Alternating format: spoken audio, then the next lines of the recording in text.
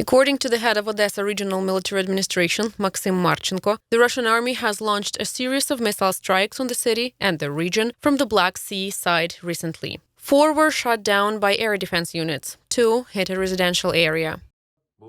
There was a hit in a house, as a result of which a young girl has been wounded. The substation has been destroyed in the area. Due to this, there is no electricity in 6 settlements. Civilian and infrastructure facilities of the region have been damaged. That's what a day of remembrance and reconciliation we have.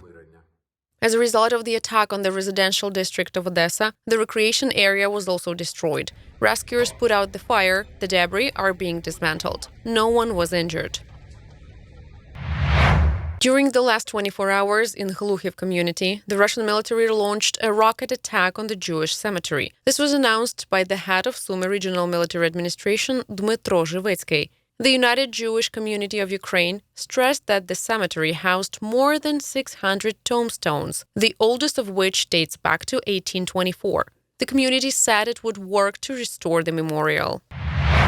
For the last 24 hours, 173 people have been evacuated from the Azovstal and Mariupol. 10 buses with civilians arrived in the territory controlled by Ukraine. This was reported by Mariupol City Council. The Telegram channel of the City Council reads the following: "Thank you to all the heroic defenders of the Azovstal for this. At the cost of 3 lives of our soldiers and 6 wounded defenders, we managed to take the civilians out of the plant."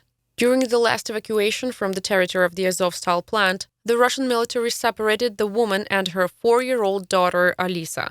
The mother remained in the filtration camp on the territory of the so-called DPR, the Azov regiment reported.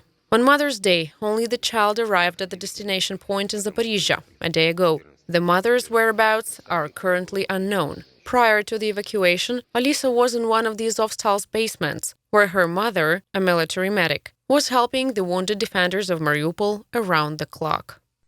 What is your name? Alisa. What do you want to say?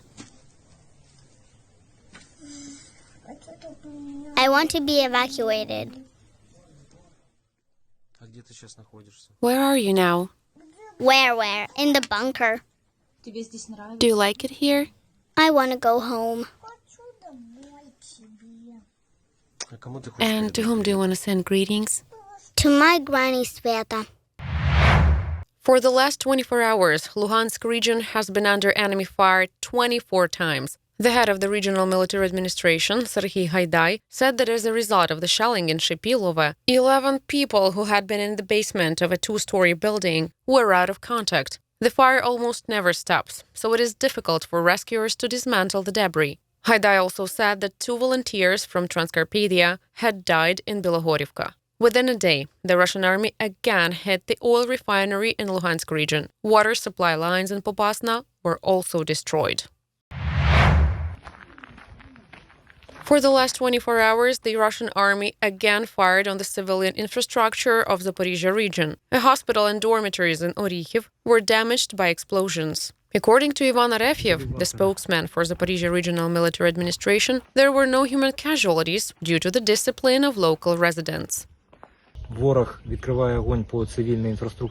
The enemy opened fire on civilian infrastructure. Thank God the siren goes off on time and people have the opportunity to hide in bomb shelters. We saw 2 dormitories located in the town of RUSSIAN, where people hid in time. Yes, there are people who have been injured. They have minor injuries from broken glass and doors, but they all survived. Roofs in both dormitories in RUSSIAN have been damaged. No window has remained intact, and shell fragments flew into recently renovated rooms. Basically, different calibers hit. They open fire on our settlements with both cruise missiles and just artillery. There are such very sharp remnants.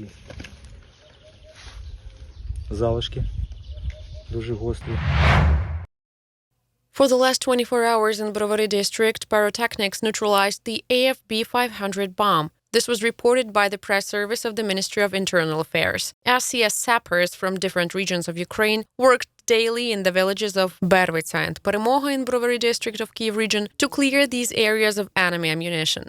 Among other things, the AFB-500 bomb was seized. The deadly finds were destroyed by a controlled blast. A wall of remembrance has been erected in the center of Lviv. This is a flowery installation with photos of people killed by the Russian military. This wall of remembrance was created by the American Leo Soto from Miami. He notes that this wall is a way to honor the people who were killed and give them a place where they would be respected and loved. Among the photos of the civilians taken by the war, there are children, the elderly, raped and tortured women from Bucha. Leo Soto believes that the Russians are waging war without any rules, cynically destroying the civilian population, and the world should know about this.